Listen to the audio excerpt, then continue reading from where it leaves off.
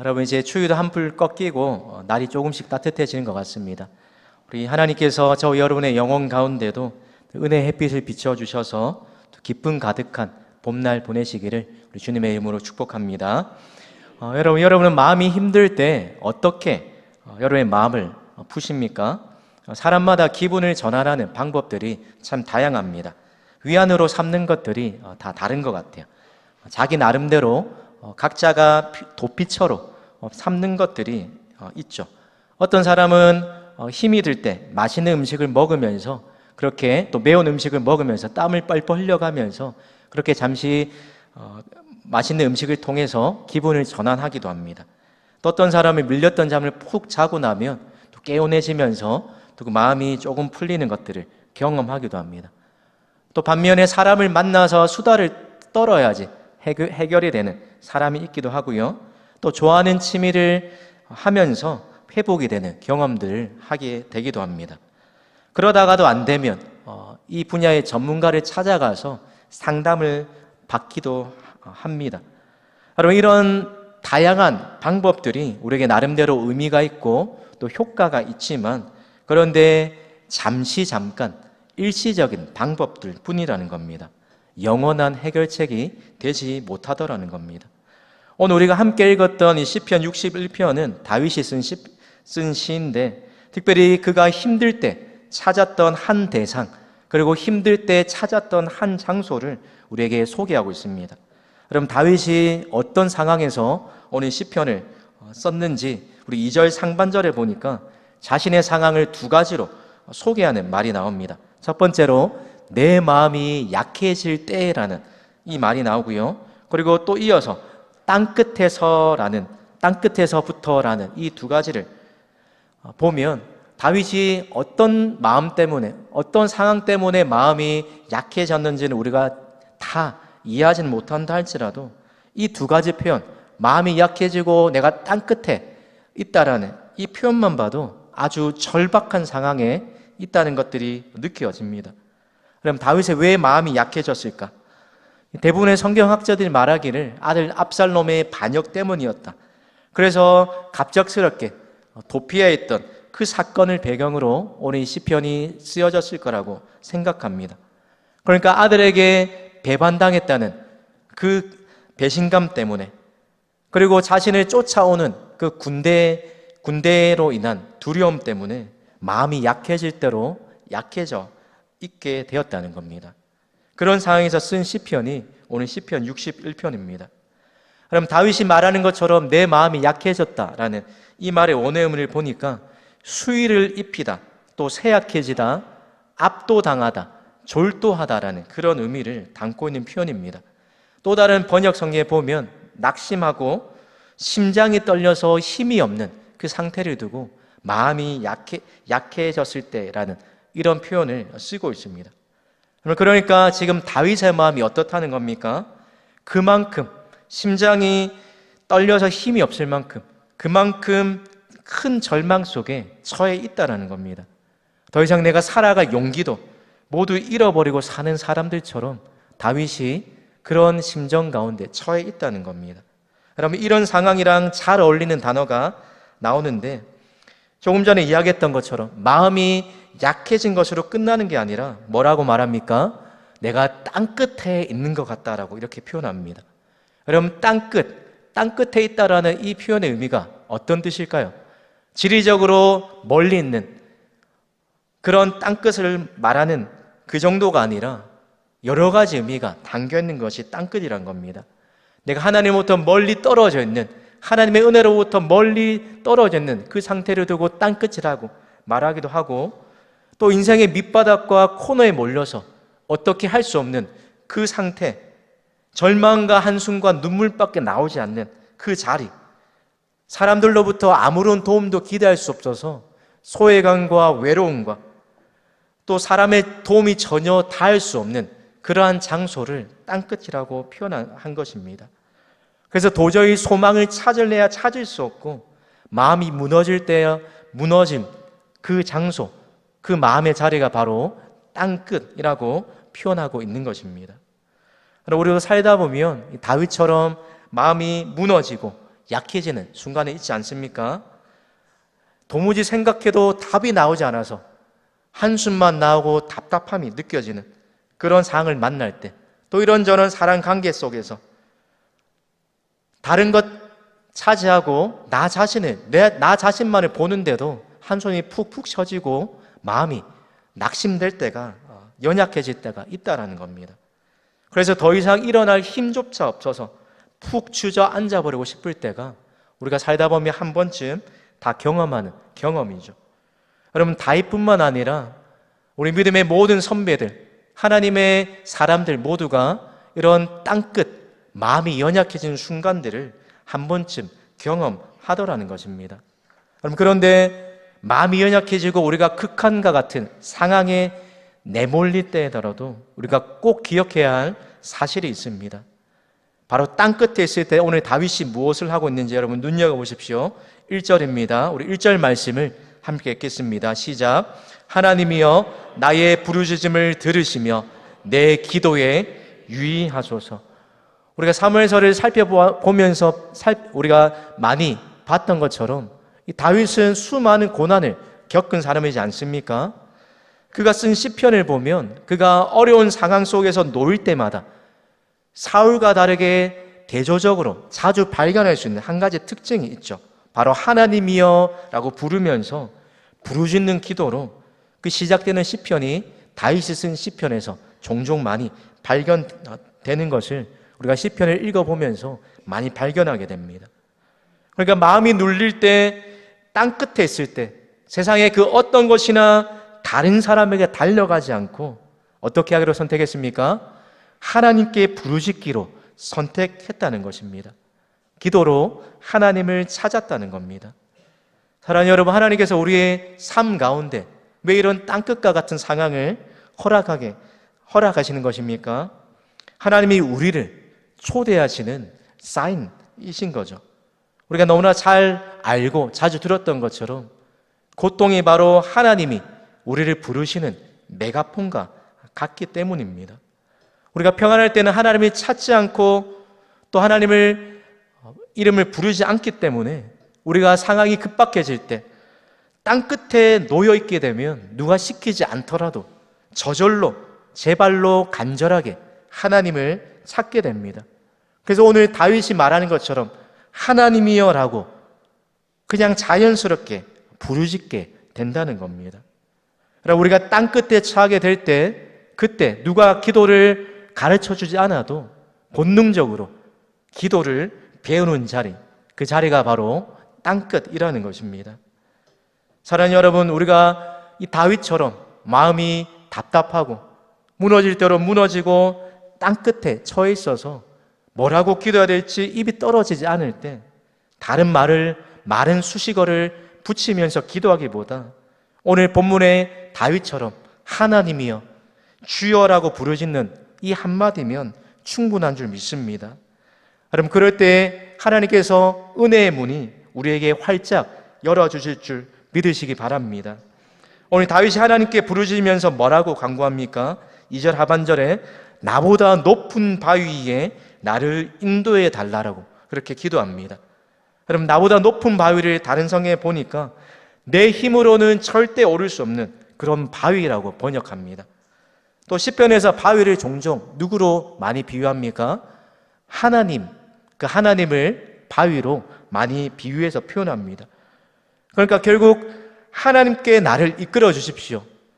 하나님이 나의 안전한 피난처가 되어달라고 간구하고 있는 그 기도가 다윗이 나보다 내가 도달할 수 없는 그 바위로 나를 인도해 달라는 그런 간구의 궁극적인 요청인 것입니다. 여러분, 그런데 다윗이 이렇게 극한 상황에 몰려 있을 때 어떻게 하나님 앞에 나아가서 하나님을 찾고 기도할 수 있었을까? 오늘 3절과 5절에 보니까 그 이유가 나와 있습니다. 오늘 한글 성경에는 생략되었지만 영어 성경이나 또 원문에 보면 3절과 5절에 왜냐하면이라는 그 이유를 설명하는 말들로 이 시편이 시작되더라는 겁니다. 다윗이 이런 절박한 상황에서 하나님이여라고 부르짖고 또 하나님께 소망을 두고 나아가는 것, 그 이유가 바로 왜냐하면이라는 겁니다. 바꿔 말하면 하나님이 어떤 분이신지를 이미 너무 잘 알고 경험했기 때문에, 그렇기 때문에 마음이 연약해지고 땅끝에 있는 그 상황에서도 하나님을 찾기를 결코 포기하지 않았다는 겁니다. 왕이 되기 전이나 또 되고 난 이후나 수많은 위기를 겪었고, 또 사울 때문에 목숨이 위태했던 때가 한두 번이 아니었습니다. 또 수많은 여러 적들과 싸워야 했습니다. 그 수많은 고난, 수많은 어려움들을 통과하면서 다윗이 하나님을 어떤 분으로 고백합니까? 우리 3절 말씀을 우리 함께 읽겠습니다. 주는 나의 피난처시요 원수를 피하는 견고한 망대니이다. 아멘. 여러분, 그 어떤 위기 가운데서도 하나님께서 나를 안전하게 보호해 주셨기 때문에 그 모든 어려움을 지나올 수 있었다라고 고백하고 있는 것입니다. 이미 과거에 경험한 하나님의 은혜가 무엇인지 떠올리면서 그것들을 확신하고 있기 때문에 그 삶에 체험해 주는 그 든든함, 그 믿음의 고백이 주는 나의 피난처시요 주는 나의 견고한 망대이십니다라고 그렇게 자신 있게 고백하고 있는 것이죠. 여러분, 5절도 역시 왜냐하면 이라는 접속사로 시작하면서 이미 경험한 하나님을 또 이렇게 고백합니다. 5절 말씀입니다. 주 하나님이여, 주께서 나의 서원을 들으시고 주의 이름을 경외하는 자가 얻을 기업을 내게 주셨나이다. 이것도 이미 과거형으로 하나님을 경외하는 자에게 하나님이 어떤 일을 행하셨는지를 다윗이 이미 너무나 잘 알고 있었고 이미 경험해 보았기 때문에 하나님이 서원을 들으셨고 기업을 주셨다라고 고백하면서 하나님이 반드시 자신의 기도에 응답하시는 분들을 자신 있게 그의 경험을 통해서 고백하고 있는 것입니다. 그래서 마음이 약해지는 이 순간에도 그 어떤 인생의 위기 앞에서도 다른 방법을 찾는 것이 아니라 하나님을 부르겠다라고 그렇게 고백하고 있는 것입니다.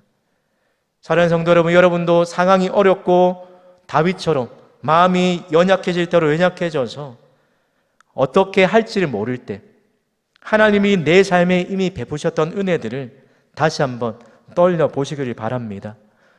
주의 사랑을, 주의 선하심을, 주의 은혜를 생각해 보라. 하늘보다 더 높으신 아버지의 사랑 크고 놀랍네.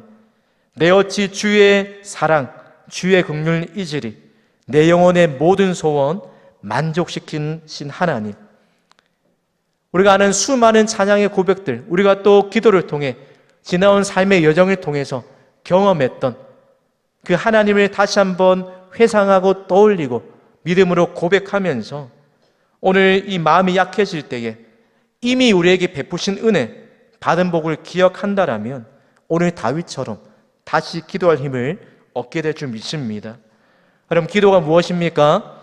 하나님이 행하신 일을 기억해내고 과거에도 분명히 은혜 베푸셨던 그 하나님이 지금도 어제나 오늘이나 동일하신 그 하나님이 내 안에 새롭게 새 일을 행하실 것을 기대하는 것, 그것이 바로 기도인 줄 믿습니다.